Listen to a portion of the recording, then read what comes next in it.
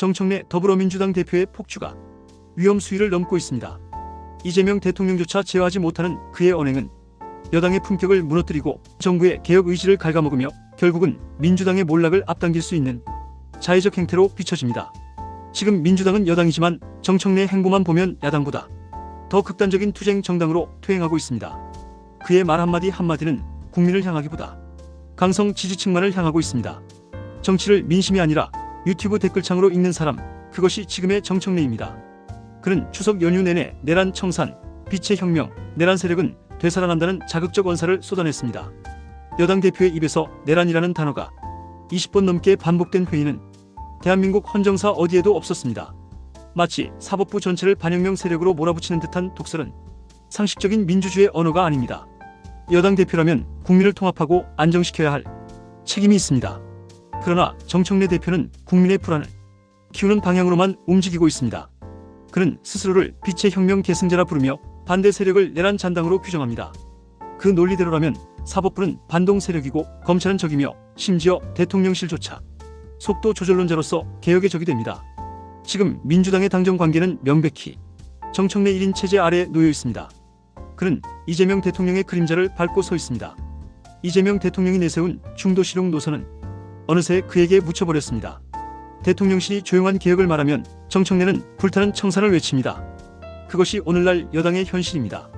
우상호 대통령실 정무수석의 표현처럼 지금 당정 사이에는 온도차가 존재합니다. 그러나 그 온도차는 미묘함이 아니라 열폭 수준입니다. 당이 앞장서 대통령의 발언을 뒤집고 여당 대표가 대통령의 협치 메시지를 조롱하듯 거부하는 일은 전례가 없습니다. 심지어 3대 특검법 합의안을 불과 하루 만에 손바닥 뒤집듯 파기한 것도 정청래 대표였습니다. 여당 대표가 여의도 대통령 노릇을 하며 대통령의 협치 노선을 밥상째 엎어버린 것입니다. 그는 협치를 부정하고 갈등을 선동합니다. 내란 수개를 석방한 판사가 내란 재판을 질질 끌고 있다는 그의 발언은 사법부 독립에 대한 노골적인 공격입니다. 판결이 마음에 들지 않으면 내란 잔당, 수사 방향이 마음에 들지 않으면 검찰 부활 세력으로 몰아세우는 방식은 한마디로 정치적 린치입니다.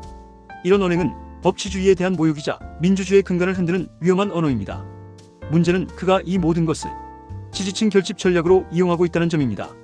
정청래 대표의 눈은 국민이 아닌 강성 지지층만을 향하고 있습니다. 그의 발언 수위가 높아질수록 유튜브 구독자는 늘었고 그 수치가 곧 정치적 자산이 되었습니다. 하지만 최근 들어 구독자 수가 빠지고 댓글 여론이 돌아서기 시작했습니다. 사육의 눈먼 당대표가 대통령 발목을 잡는다, 조용히 개혁해도 국민은 다 알아준다는 비판이 여권 내부에서도 터져나오고 있습니다. 정청래식 사이다, 정치의 거품이 빠지고 있는 것입니다. 그럼에도 그는 멈추지 않습니다. 오히려 민심이 불안하다는 말로 자신의 강경 노선을 정당화합니다. 그는 이번에도 검찰 개혁이 실패하면 어쩌냐는 걱정이 많았다고 말하지만 국민이 걱정하는 것은 검찰이 아니라 극단 정치입니다. 국민은 더 이상 싸움 구경을 보고 싶어 하지 않습니다. 내란 청산보다 민생 회복을 원합니다. 그러나 정청래 대표는 아직도 자신이 거리의 투사인 줄 착각하고 있습니다. 그의 정치 언어는 협치와 통합이 아니라 청산과 응징입니다. 그래서 대통령의 목소리는 들리지 않고 여당의 중심은 사라졌습니다. 이제 민주당은 이재명 정부가 아니라 정청래당이라는 말까지 나옵니다. 여당 대표가 대통령보다 앞서서 모든 정책을 주도하고 원내 합의를 뒤집으며 심지어 대통령의 발언 방향을 교정하는 현실. 이것이 정상입니까? 이재명 대통령도 제어하지 못하고 대통령실조차 속수무책으로 바라보는 여의도 대통령 정청래. 그를 막을 수 있는 사람은 이제 아무도 없는 것처럼 보입니다. 그러나 역사는 이런 1인 폭주 정치가 어떻게 끝났는지를 잘 알고 있습니다. 권력의 무게를 견디지 못한 리더는 결국 자기 언어의 무게에 짓눌려 무너졌습니다. 박근혜 전 대통령의 불통, 문재인 전 대통령의 귀막은 개혁, 윤석열 전 대통령의 독선, 모두 국민과의 거리에서 비롯된 몰락이었습니다. 정청래 대표는 지금 그 길을 그대로 밟고 있습니다. 그에게 필요한 것은 청산의 정치가 아니라 성찰의 정치입니다. 말로 싸우는 정치가 아니라 국민과 함께 문제를 푸는 정치로 돌아와야 합니다. 대통령실이 조용한 개혁을 말하는 이유도 바로 그것입니다.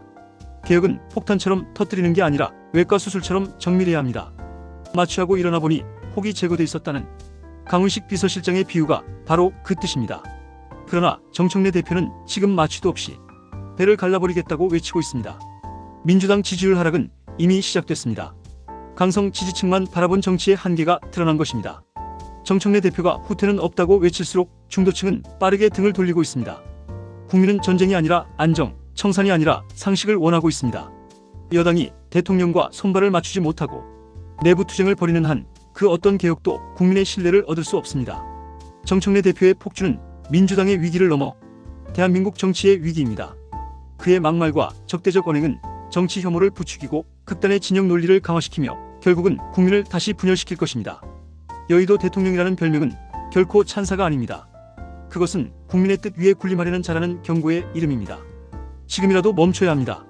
정청래 대표는 자신의 정치가 이재명 대통령의 개혁을 돕는 것이 아니라 발목을 잡고 있다는 사실을 깨달아야 합니다. 개혁의 적은 반대 세력이 아니라 내부의 독선입니다. 강성 팬덤의 박수는 달콤하지만 그 박수는 오래가지 않습니다. 그 박수가 멎는 순간 남는 것은 텅 빈 정치와 무너진 신뢰뿐입니다. 누가 정청래를 막을 수 있습니까? 대통령입니까? 당입니까? 아니면 국민입니까?